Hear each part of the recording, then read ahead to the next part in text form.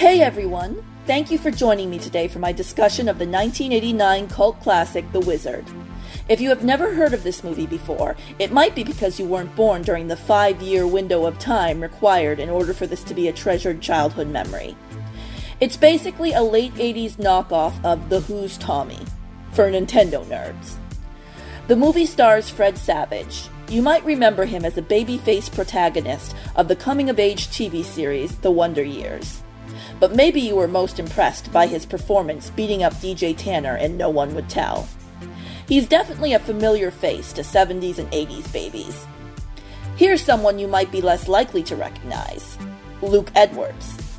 He plays 9-year-old Jimmy Woods, the at-times mute but always traumatized younger brother of Fred Savage's character Corey. He also played Steven Stayner at age 7 in the TV miniseries I Know My First Name is Steven, which also came out in 1989. Christian Slater is always a favorite. I loved him in Heathers. Beau Bridges. I can't see his name without thinking it should be followed by of Madison County. And Jenny Lewis. I love Jenny Lewis. Her character kind of reminds me of Pippi Longstocking. She's got the red hair, she's self-reliant and resourceful, and always telling tales about her father, who in this case is a trucker out on the road. We never do meet him. I also get the feeling that The Wizard was slightly inspired by the concept of The Wizard of Oz, what with a red-haired girl, and in this case, 2 other guys going on a journey to some Emerald City equivalent, which sounds like a level in a video game. The movie opens with the little boy walking down a deserted highway carrying his little yellow lunch pail. He is being pursued by a cop car because he's run away from home. It's clear from the start that this is a little boy on a very simple mission. He wants to go to California. Every lead character in a movie needs a goal. Every character should also have an obstacle. His is that he's a 9-year-old who can barely talk. Kind of hard to get to California when that is your lot in life. His folks, Mother Christine and some dillweed she married, are concerned because they can't seem to keep him confined to the house. He just likes to go out wandering down abandoned highways. His mother and stepfather have the neighborhood looking out for him, but like Michael Myers, he slips by unseen and outwalks everyone in the whole town. Another quirky habit of his is that he likes to stack things. Something this movie taught me is that children only play with building blocks when they're traumatized. His mother and stepfather decide it might be time to put him in a group home. Now we're at the house of Corey Woods, played by Fred Savage. He and Nick, played by Christian Slater, are the older half-brothers of Jimmy Woods, in case you were wondering why they had the same last name. They live with their father, who is played by Beau Bridges. Their mother is dead. Corey has heard that his half-brother Jimmy is going to be put into a home, and he's not going to stand by and watch that. No can do. Hall & Oates once wrote a song about this very situation, in fact. I don't know how this 13-year-old child still has contact with his younger half-brother when his own father seems to have written him off, and his ex-stepmother doesn't want to see his face, and the new husband doesn't want anything to do with any of them. But it's a good story, and I guess it makes sense in the context of an 80s movie that they all just sit around and talk about this little boy, as if they can just hop on their bike and ride down the corner and see him any old day, like he's still a regular part of their life. After giving his father a piece of his mind, Corey grabs a backpack and an unnecessary skateboard that will serve no purpose for the rest of the movie and seem to be forgotten about near the end. He hits the road. First, though, he lets the dartboard in his room decide where he's going to travel to. He hits on a few places that are of no interest to him at all until the dart strikes California. I get the feeling he made that decision on his own and would have continued throwing darts until he got the result he wanted, but let's call it fate anyway. He sneaks into the hospital where Jimmy is staying. Most of the doors to the patients' rooms are wide open, and no one seems to be paying any attention to these kids who are such a threat to themselves that they've had to be institutionalized. He finds Jimmy's room and tells him they're going on a little trip. All Jimmy wants to know is whether or not they're going to California. Once he hears that they are, he doesn't need any more convincing. That's how easy this boy is to kidnap. For some reason, Jimmy needs a change of clothes before going outside. And I'm wondering now how many outfits are stuffed into that little backpack Corey is carrying on his shoulders. However many there are, it should be enough for both boys over the course of the next several days, because all Jimmy has with him is the yellow lunch pail he doesn't go anywhere without. They hop a Hostess Wonder Bread truck, and Jimmy, as we will later find out, is a little white bread wonder, so it fits. Jimmy's mother and stepfather are upset that Jimmy has run off with his brother. They hire a man who looks like a creepy version of Rick Moranis to go track Jimmy down. The Rick Moranis lookalike, whose name is Putnam, actually reminds me a lot of Ed Rooney in this. Just like the principal in Ferris Bueller, he's practically frothing at the mouth as he hunts down the two delinquent boys. The boys get off at some corner store in the middle of literally freaking nowhere. Not sure how the guy driving the truck didn't realize there were two kids hiding out in the back. Corey tells Jimmy to stay put as he pulls out his map. Of course, if there's one thing Jimmy is incapable of doing, it's staying put. Unless he's in a mental institution, with his door unlocked, and nobody coming to check on him, then he might as well have chains around his ankles and wrists. Then he needs his brother Corey to come set him free. Jimmy must know that they've got a long road ahead of them, so he starts walking. Corey runs to catch up with him. They shelter in a phone booth during a storm and spend the night in Goblin Valley. Now the boys are at an old country bus station that also serves as a gas station, a mini arcade, and who knows what else. Corey finds out that they don't have enough money to get to LA. They're a few dollars shy of even getting a ride to St. George, Utah. While it's starting to finally dawn on Corey that he didn't properly think out this little adventure of theirs beforehand, and that they're basically effed, Jimmy is kicking butt at Double Dragon. A young red-headed girl who's about 12 years old is spying on the interaction between the two brothers as she hides her face behind a Cosmopolitan magazine. This girl is way too young to be reading Cosmo. She notices the way the older boy gets all weird when he sees a police officer pull up to the store. As it turns out, the police officer is there for some small-town reason, but by that point, the two brothers are gone. They're hiding in some storage area. The girl, whose name is Haley, wants to know what their deal is and why they're hiding from the cops. I have no idea why she cares, other than because she's nosy. Even though she's been snooping, she somehow missed Corey say to Jimmy, "You scored 50,000 in Double Dragon?" because she thinks that betting her bus ticket on a little friendly competition would be a good idea. The ticket man behind the counter is intrigued as Jimmy takes his turn. Apparently he can sense by the swell and background music that history is about to be made. Surprise, surprise, Jimmy wins the bet. Haley tells Corey that he won through trickery and deceit. It never occurred to her that Corey was serious when he said that his brother could beat her butt. Not sure what else he could have told her to properly warn her ahead of time. Apparently, in her world, quiet boys who keep to themselves aren't very good at playing video games. She and Corey fight over the ticket, but it becomes a moot point when the bus comes and goes as they're fighting without her getting on it. If that isn't an O. Henry plot twist for you, I don't know what is. They are left with no choice but to team up. Mr. Woods is driving his truck with his son Nick in the passenger seat. They're looking for the two boys.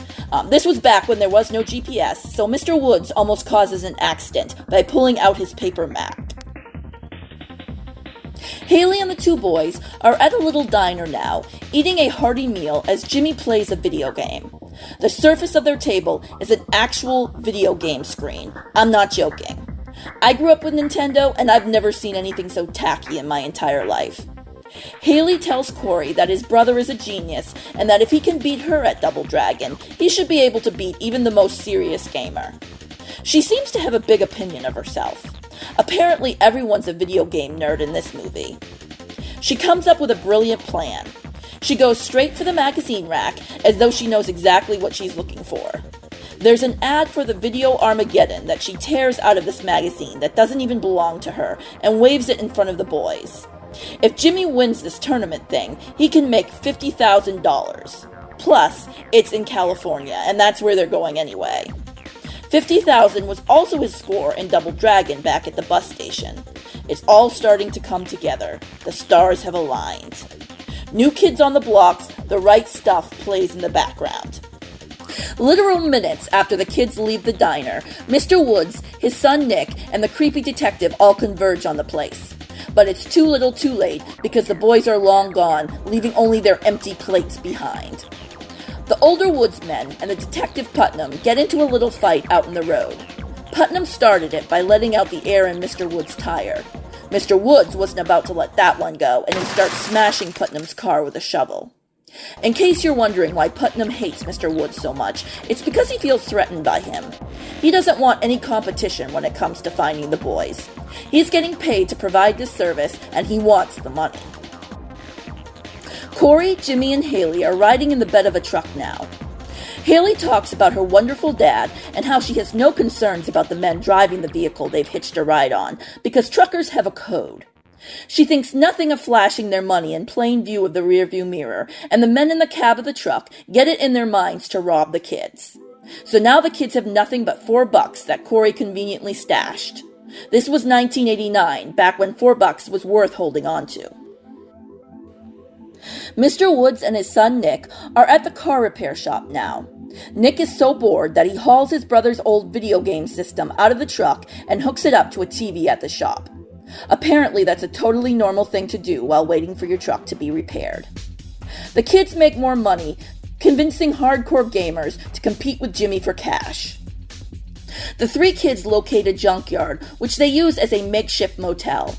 That Haley sure is a resourceful child.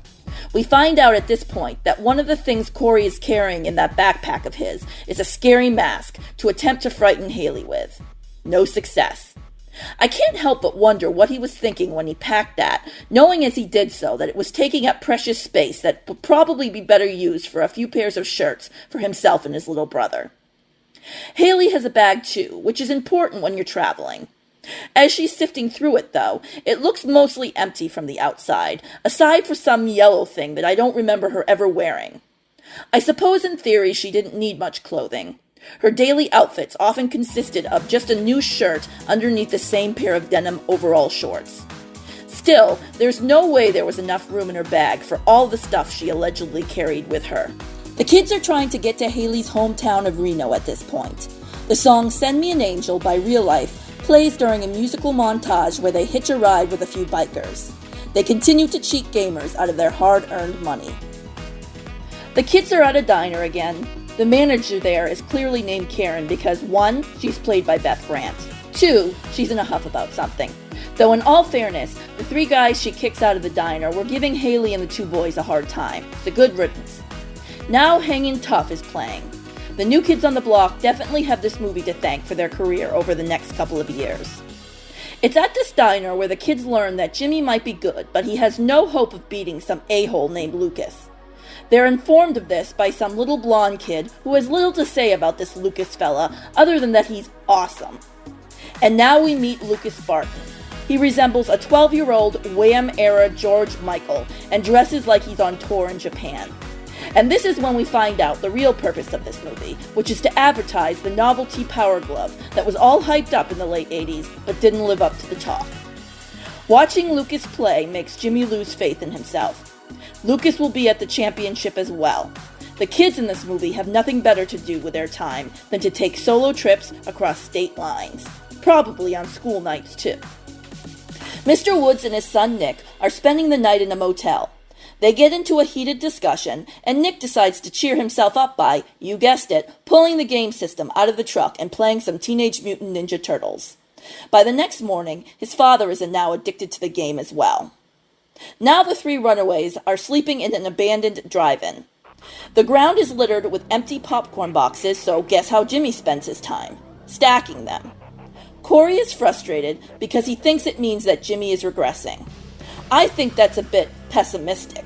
Jimmy is just acting like his typical loner self, same as he's been doing over the course of the entire movie. Plus, what else is there to do at an abandoned drive-in? Give a kid a break. At least he knows how to amuse himself. That's a skill that not a lot of people have, especially in a world where they're fixated on the latest gadget. Haley thinks Jimmy's jealous of her, and that's why he's regressing. No, he just doesn't give a crap about anyone or anything but his stackable popcorn boxes. Leave him alone. At this point, some hardcore gamers show up. They're miffed that Jimmy cheated them out of their money earlier, and they know exactly where to find him. Once again, it's their own fault for not reading between the lines and figuring out that the quiet loner kids actually do occasionally know how to play a video game. They try to steal his lunch pail, but find it only has a bunch of photos in it, so they decide to steal his baseball cap instead. Corey had no idea what Jimmy was carrying in his lunch pail the whole time. Turns out it was full of photos of their family, and Jimmy's twin sister Jennifer in particular. Yes, Jimmy had a twin sister named Jennifer Woods, unrelated to me, but it's kind of funny. My channel is named for some dead girl in a cheap 80s movie. And now comes the sob story where it all makes sense. We learn that Jennifer made the age-old mistake of playing too close to the water a couple of years back. She and Jimmy would have been 7 at the time. Apparently Jimmy couldn't swim, which is a bit odd since he was 7, but certainly not unheard of. Apparently Jennifer couldn't swim either, because Corey makes a point that she doesn't get swept away or anything like that. She just drowns, in what he refers to as a few feet of water. This is incredibly suspicious. I would be asking some serious questions about now if someone tried to pass this death off as an accident to me. Did this elementary school kid pull a Virginia Woolf? Did she hit her head? Did she get tangled up in some weeds or something? Was it an alien that came down from space and held her under? As an adult, I have some concerns about the story I'm being told. There could be some logical explanation, but Corey leaves us hanging, like it's one of those mysteries in life. Kind of like how Mario can swim under the sea without scuba equipment in certain levels, but drowns in every other one. Jimmy says he doesn't want to give up, even though that Mucus Lucas is a formidable foe. That's all the encouragement Corey and Haley need to go on with their insane trek. Mr. Woods has another run-in with Putnam. Every time these two guys meet up, it looks like a scene from the Wild West. Now the kids are in Reno. Haley has hyped it up so much. Will it live up to our expectations? Haley knows this trucker named Spanky who likes to bet all of his money at the casino. She helps him win $400 by giving him tips on the side. They get kicked out of the casino because apparently gambling with children is forbidden. But they get to keep the money. Or rather, Haley keeps $390 of it. Spanky gets a whole $10. It's enough money for the kids to get a nice hotel room and some plastic junk from some novelty shop. I Live by the Groove by Paul Carrick plays during a musical montage where Haley calls up some video game tip line and keeps the guy on the phone for hours. Poor guy. As a call center specialist, I feel his pain. The call goes on for so long that even as she lounges by the hotel pool, she's talking on a cordless phone. Totally realistic. I could absolutely see a 12-year-old girl doing that at a hotel in the 80s. Jimmy spends time at the video arcade, getting prepared for the big tournament. Putnam arrives at the arcade and spots the younger boy. He makes a grab for him, but Haley appears just in time and screeches at the top of her lungs. She accuses Putnam of touching her, and a bunch of concerned citizens swarm to her aid. At some diner in the middle of nowhere, Mr. Woods spots a guy wearing a baseball cap that looks awfully familiar. He knows it belongs to his son because it says Woods Landscaping on it. He asks the guy where he got the hat. The guy says from some kids, but he doesn't know where they went. But guess who else is at the diner at that very moment? Lucas. Seems like the entire world consists of a diner where all of the key characters congregate and talk about that wizard Jimmy Woods. Lucas tells the concerned father and older brother that the boys are headed to Los Angeles. Finally, a solid lead. While in the diner, the Woods truck gets towed.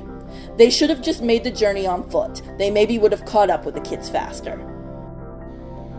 The kids get dropped off at Haley's trailer home, a far cry from the impressive place she hyped it up to be. Seems to me that her plan was to bring them back to her place all along, so I'm not sure why she bothered to lie to them about it. Haley says that she learned about craps from her mother, who clearly had a gambling addiction. When I was a kid, I didn't realize craps was a game.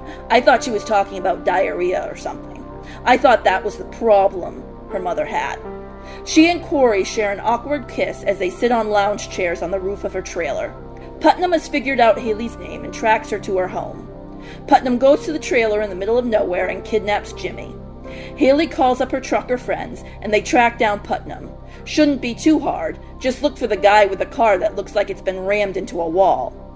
They corner him on some mountain road. Spanky, from the casino, drives the 3 kids to L.A. Not sure why he couldn't have just done that before. Seems like a lot of wasted time, giving Putnam a chance to catch up with them on multiple occasions. Or maybe, they could have caught a plane with all the money they won.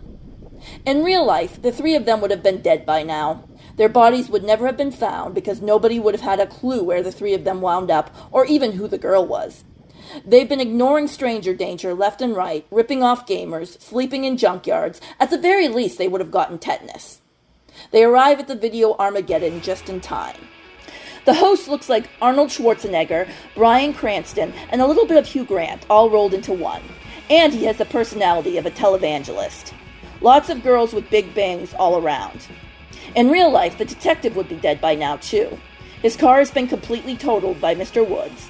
Plus, he was publicly accused of messing with a 12-year-old girl.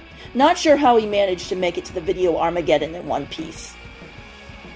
Jimmy has just been named as one of the finalists, along with Lucas and a pigtailed girl with glasses named Maura. A-hole Lucas is outside on the steps, and then, at that very moment, he just happens to recognize Putnam's face in the crowd. Not sure where he met him before, but we've already established that the entirety of Utah, Nevada, and California all fit into one very small town, and everyone knows each other's names. He points out the delinquent children from the steps, while his friends stand nearby. One of his pals, I'm pretty sure, is a young Tobey Maguire, sporting a mullet. But he was uncredited in this. The kids hop a tour bus at this amusement park, which appears to be Universal Studios or something of that nature. They end up in King Kong's lair. They jump out and run for their lives. They climb through a broken window on the set and somehow end up right above the tournament. They can see the contestants on the stage through a grate on the floor. They get a brilliant idea. If they just yell down to Lucas, he will be charitable enough to let the host know they're on their way, right? Now that they're desperate, they've probably decided Lucas is their buddy. But he just smiles to himself, not a chance. Haley, Corey, and Jimmy hear a clatter nearby and immediately know it's Putnam coming for them, even though they can't see him yet. He starts to enter through the window, and the kids make a dash for some elevator contraption that's basically a mesh wire lift of some sort. If I were those kids, I would be like, I have no idea where this thing goes. I'm not taking my chances. But these kids have the guts I don't, which is why they've survived this long, when they should have died of thirst by now, if not been chopped into pieces by some axe murderer. Putnam probably could have caught up to them if he'd made any kind of effort. Corey says to him, "Stay back," as he and Haley and Jimmy scramble into the lift. Dumb Putnam, like the dog he is, obeys the order and just laughs maniacally because he's caught them now. He seems surprised when the lift does what it's supposed to do and starts descending. He cries out as he watches his last chance slip through his fingers. The host is frantic on the stage below because he can't find Jimmy, but he's left with no choice but to start the final round without him. Part of the wall shifts on stage, revealing the 3 video game stations behind it. And there, standing on the stage, is Jimmy. It's a miracle. The host is so excited to see his third contestant. He announces that, in honor of the 3 contestants, they will be playing Super Mario 3, the worst of the bunch. Suffice it to say that Jimmy falls behind a couple of times, but even with that disadvantage, he manages to pull ahead in the end by finding a warp zone. Haley and Corey yell tips to him from the crowd. They seem to know way more than they should about this allegedly brand new game. Mr. Woods, Nick, Christine, and the dillweed husband are all there to witness the event. Jimmy wins in the end.